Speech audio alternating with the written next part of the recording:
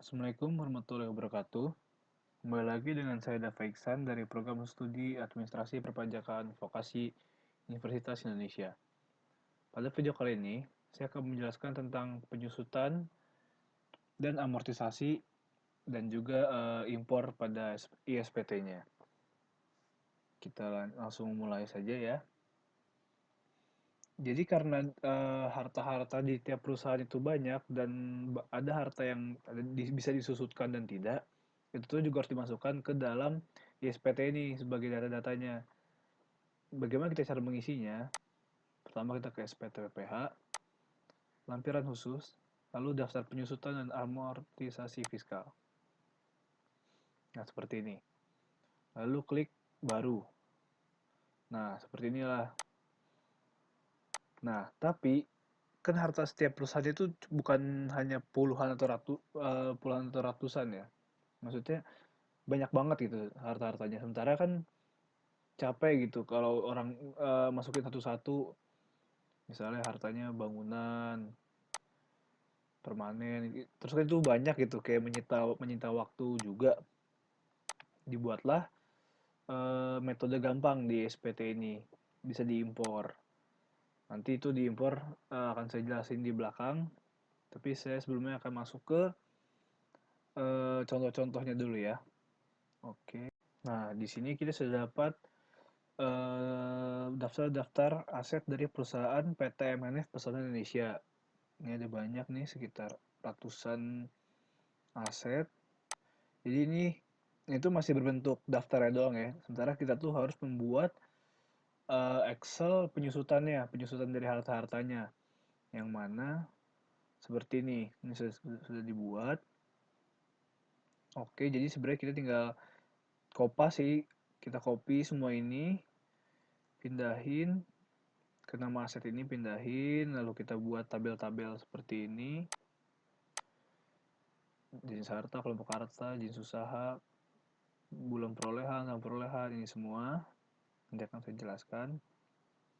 Oke, sebelumnya saya ingin menjelaskan dari jenis hartanya dulu ya. Jadi di pajak itu jenis harta itu berbeda-beda. Kayak misalnya ini building, jenis harta 2. Tapi kayak tenda ini satu, atap rangka baja satu. Nah ini dapatnya dari mana? Itu udah diatur di PMK 96 tahun 2009. Jenis harta yang termasuk dalam kelompok harta berwujud bukan bangunan untuk keperluan penyusutan nih. Jenis harta yang termasuk dalam kelompok satu, mabel dan peralatan kayu, mesin kantor, perlengkapan, sepeda motor, alat perlengkapan atau tools, ya, dan sebagainya. Nah, ini maksudnya kelompok satu, misalnya kayak tenda knockdown, atau perangkat, ini semua nih, mesin cuci, tools and equipment, ya ini kan masuknya di jenis harta ini nih, yang dimana dia masuk ke kelompok satu, maksudnya seperti itu. Oke, lalu selanjutnya, lalu setelah kita mengelompokkan harta-harta ini, jenis-jenisnya, dan kelompok harta masuk kemana, kita tuh ke masa manfaat. Nah, masa manfaat ini kan ribet nih satu-satu gitu ngitung, sementara banyak hartanya, jadi kita pakai rumus saja, itu rumus VLOOKUP. Nah, seperti ini. Ini tinggal diketik sama dengan VLOOKUP H6, buka kurung, klik H6. H6 itu maksudnya ini nih, kelompok harta 6, nomor 1 building ini, titik koma, VLOOKUP, lalu ini udah ada data VLOOKUP juga ya. Kita ngeblok ini nih. Jadi kita juga harus membuat tabelnya dulu nih seperti ini. Ini kita blok semua. Lalu dikunci nih. Dikunci itu F4. Klik F4. Lalu kenapa nih ada habis titik koma ada 3 lagi? Maksudnya 3 itu adalah masanya. Kan ini tabel 1, 2, 3. Kan menekankan di sini untuk mencari masa perolehannya ya, masa manfaatnya. Masa itu ada di tabel 3, jadi kita klik 3. 3 lalu tutup kurung, lalu enter. Nanti muncul nih misalnya dari yang ini kan cuma ngambil contoh satu ya, dari yang ini doang nih, yang si building satu doang, bisa muncul 20. Nah, kalian tuh nggak usah satu-satu lagi ngerjain rumusnya kayak gini. 20 harus nomor 2, nomor 3, nomor 4, nggak usah. Tinggal tinggal drag aja nih ke bawah, drag gini udah. Nanti dia muncul sendiri ngikutin sesuai rumus yang ada di atasnya. Lalu selanjutnya sama juga nih yang tarif fiskal ini. Pakai rumus VLOOKUP juga. Kan sama nih rumusnya sama yang masa manfaat ya, VLOOKUP H7. Ini H7 nih pakai building 2 misalnya contohnya. Terus yang tadi copy blok yang ini nih, blok yang ini semua. Perbedaannya, kenapa dia terakhir tuh 2? Karena sama kayak yang tadi sih. Kenapa 2? Karena kan kita di sini menekankan tarif ya, tarif fiskalnya. Tarif itu ada di tabel kedua. Jadi 2. Oh, seperti itu.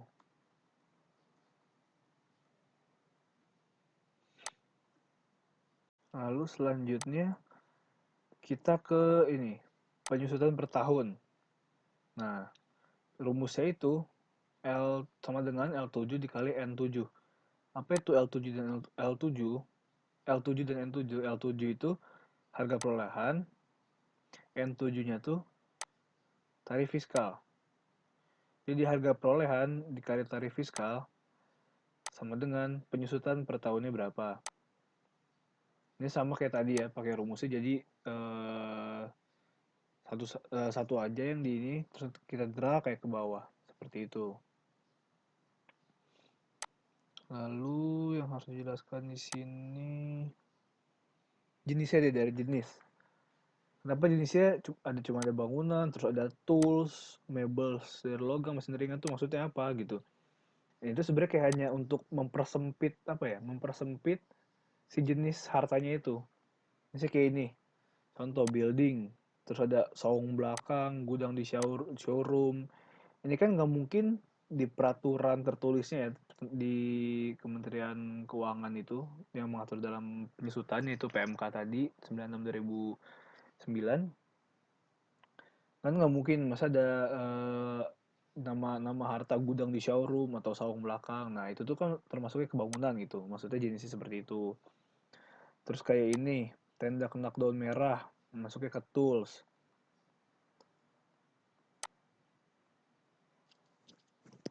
Nah sebenarnya sama kayak gini sih. Nih misalnya yang tools itu alat perlengkapan khusus bagi industri jasa yang bersangkutan. Maksudnya ini kan perlengkapan yang dipakai ya. Berarti tadi itu kan si tenda itu kan masuknya perlengkapan nih. Jadi tools gitu. Sama ini kayak mebel dari logam dia termasuk yang apa? Atap rangka baja mebel dari logam. Kayak apa ya? Lebih ke klasifikasi harta tersebut sih. Terus kayak ini vacuum cleaner masuknya mesin ringan. Tool perkakas masuknya ke tools, battery juga tools. Seperti itu. Rumusnya juga eh ini sih nggak apa ya, satu-satu aja sih ini di klasifikasi satu-satu. Lalu oh iya ini misalnya nih 50%, 50% ini maksudnya apa sih? 50% itu jadi di pajak itu yang bisa disusutkan itu cuma beberapa aset yang dimana disusutnya itu 50% gitu. Masuk ke N itu mesti no, cuma ada N sama Y, no sama yes gitu. Mana yang bisa, mana yang tidak. Ini rata-rata kan N ya, nggak bisa. Bukan 50%. Coba kita cari contoh misalnya yang yes-nya.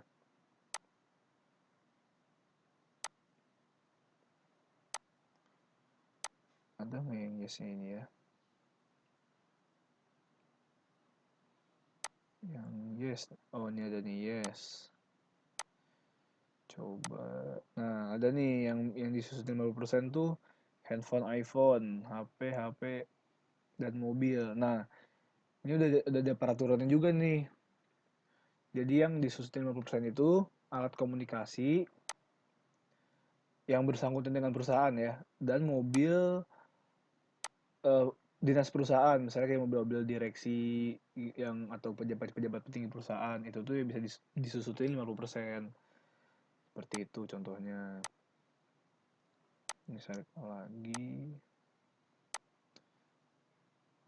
Terus oh ini kayak jenis usaha 2112, maksudnya tuh 211 ini 2112 gitu kan, 21 kelompok harta maksudnya apa sih ini tuh sebenarnya sesuai kayak urutan di ISPT-nya gitu.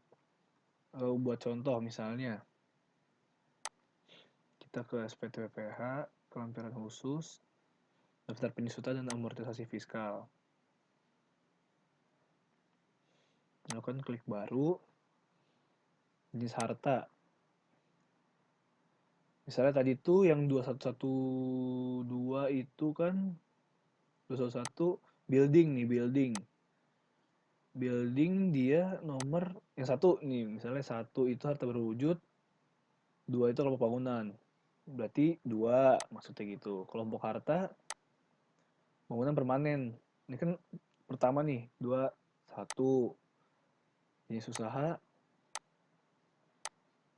semua jenis usaha, satu, dua, satu, satu. Nah gitu.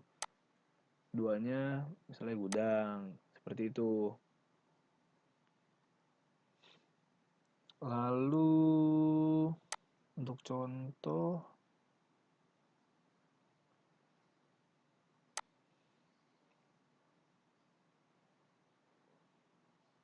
oh ya ini kenapa kodenya, ini kode-kode juga yang seperti tadi nih, bangunan 212 ya.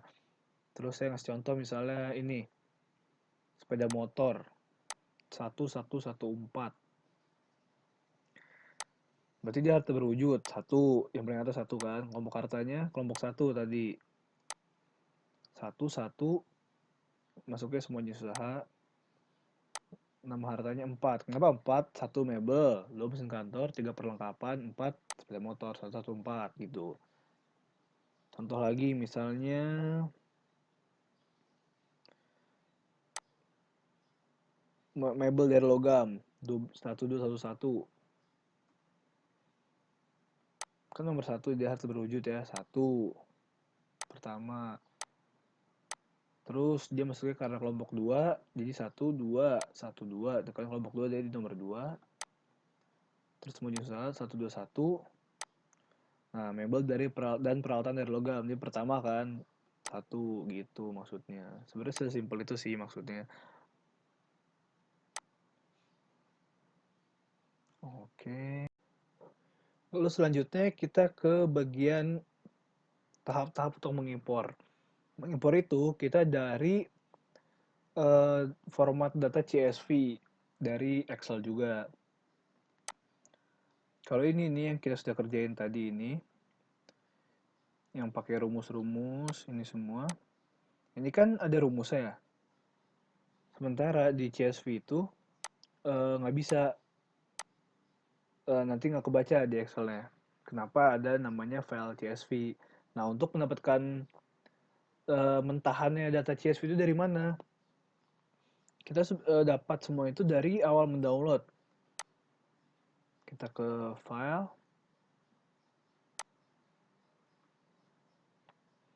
lalu kita kan ini foldernya zip pas kita awal download tadi ya. Kan udah di ekstrak ke jadi folder, klik lagi seperti badan. Nah ini data impor. Nah ini contoh data impor penyusutan. Ini tuh udah berbentuk format CSV ini. Coba kita buka sebagai contoh misalnya.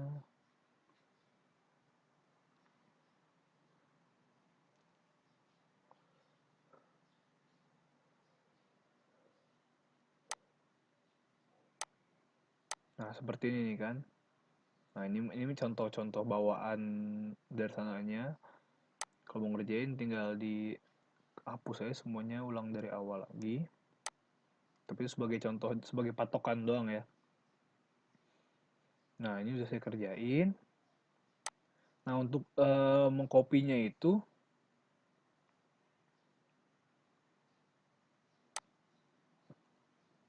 nggak bisa copy semuanya langsung nih. Karena kan masih bawa rumus-rumusnya nih kan. Sementara di CSV itu nggak bisa pakai rumus-rumus gitu. Ntar aku baca. Jadi copy itu isinya aja nih. Misalnya isi tabelnya satu-satu yang semuanya di copy. Terus pas di paste di folder CSV-nya, pas di klik kanannya itu, kan biasanya ada pilihan ya, paste, nah seperti ini. Paste-nya paste spesial, nanti ada banyak pilihan. Nah, paste-nya tuh, di paste spesial itu paste yang tulisannya value. Kalau value itu ntar dia bakal ngurutin sendiri, dan nggak ke-copy si rumus-rumus ya, cuman isi-isinya doang, angka-angkanya doang, seperti itu.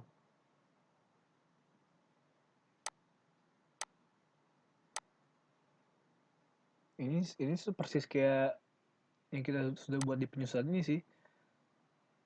Urutan-urutannya itu urutan-urutannya sesuai dengan yang terlampir di si ISPT-nya. Kan yang pertama tadi di ISPT itu kan jenis hartanya dulu, terus kelompok hartanya, jenis usahanya. Seperti ini maksudnya nih. Jalan khusus, daftar penyusutan. Nah, kan jenis harta, kelompok harta, nama harta gitu kan. Nah, itu udah ngurutin sendiri di CSV-nya ini, di formatnya ini seperti ini. Lalu kita copy satu-satu aja nih dari penyusutan ini. Bulan, tahun, harga perolehan, masa manfaat, dan lain-lainnya ini.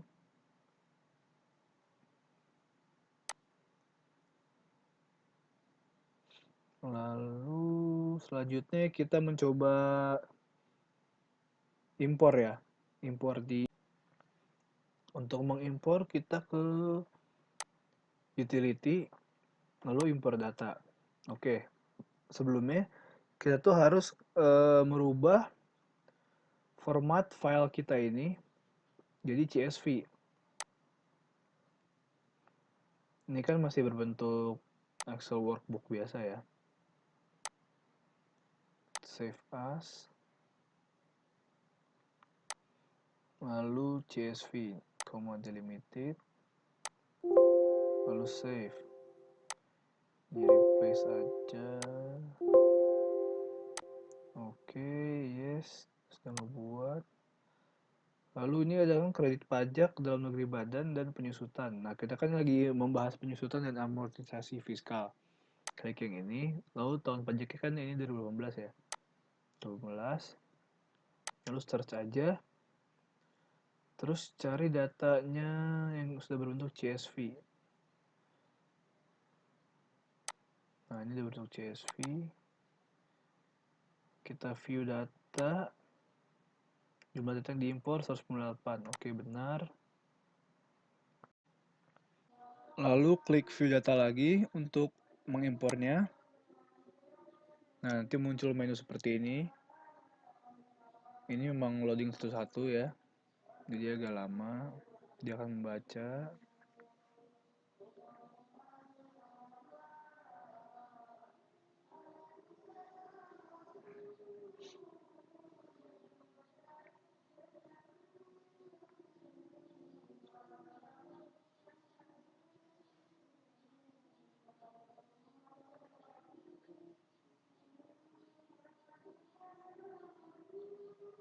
Nah, oke. Ini sudah bisa ya.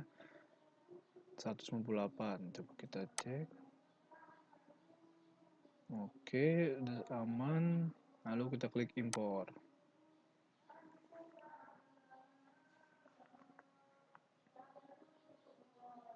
Ini masih loading lagi ya.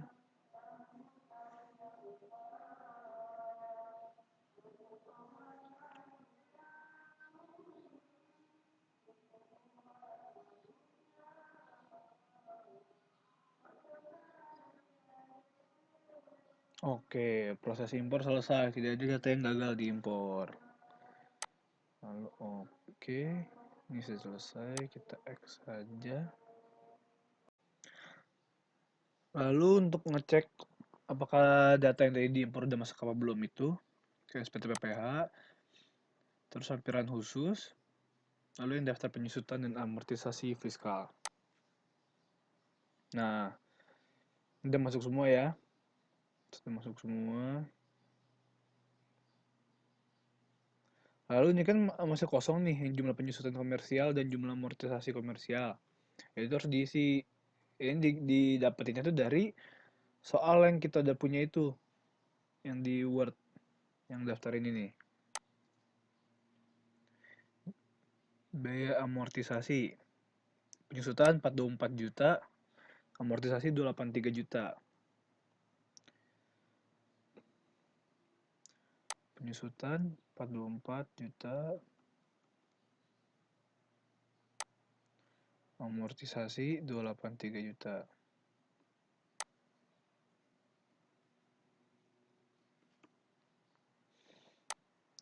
Oke, sudah. Ini kalau sudah, tinggal di close aja ya, karena nggak ada tombol simpan, jadi kalau kita close tuh udah otomatis kesimpan. Nah, yang tadi kita isi itu ngaruh ke si lampiran satu ini, yang neto fiskal. Yang di sini nih, di halaman 3 ya, selisih penyusutan komersial di bawah fiskal. Ini tuh otomatis keisi sendiri, kehitung sendiri, sama yang ini, selisih amortisasi komersial. Oke, yang dua ini seperti itu. Oke, sekian dari video saya kali ini tentang penyusutan dan impor. Sampai bertemu di video selanjutnya. Jangan lupa nonton.